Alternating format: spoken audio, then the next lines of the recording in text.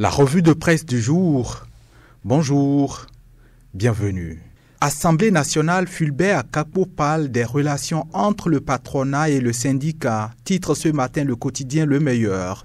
Le groupe de presse se fend ainsi d'un compte-rendu sur la cérémonie des couleurs qui a rythmé hier lundi la matinée du personnel civil et militaire, avec au bout de ce rendez-vous solennel la communication sur les thèmes, les relations entre le patronat et le syndicat.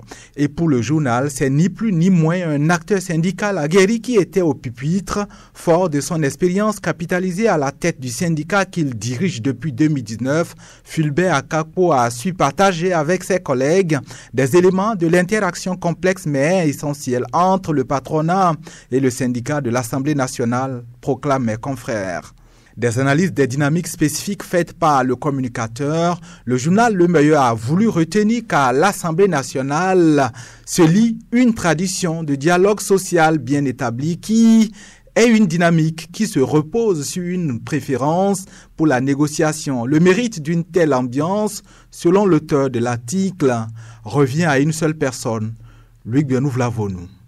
Session budgétaire, le ministère de l'Énergie, de l'Eau et des Mines défend un budget de 203 146 170 525 francs CFA contre 176 950 millions en 2024, soit un accroissement de 22,41%, apprend-on avec la tribune de la capitale. Une hausse spectaculaire qui aura été âprement défendue par le ministre Samou Seydou Adambi qui, selon mes confrères, a dû passer 4h30 au prétoire avant de convaincre et de satisfaire la curiosité, les questionnements nombreux des élus du peuple, car des 203 milliards, détaille la tribune de la capitale, seuls 4 milliards sont destinés aux dépenses ordinaires. Le reste va à la poursuite des travaux de construction des infrastructures de production d'énergie électrique pour la consolidation et la diversification des sources nationales de production et de l'autonomisation en énergie.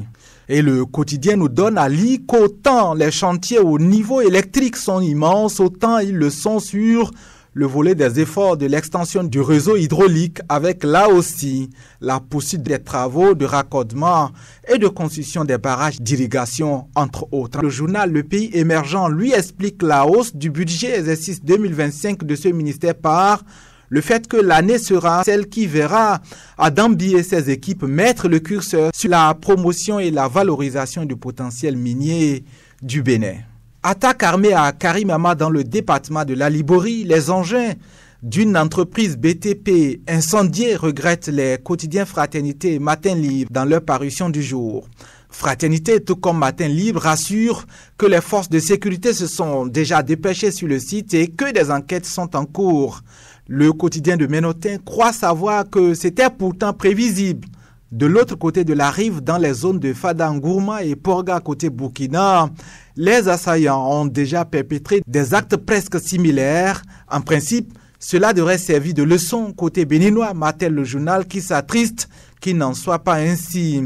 Le mal est désormais fait et l'impact négatif ne sera pas des moindres, non seulement sur l'avancement des travaux, mais aussi sur le moral des populations, regrette la rédaction de Fraternité. La revue de presse, à demain mercredi.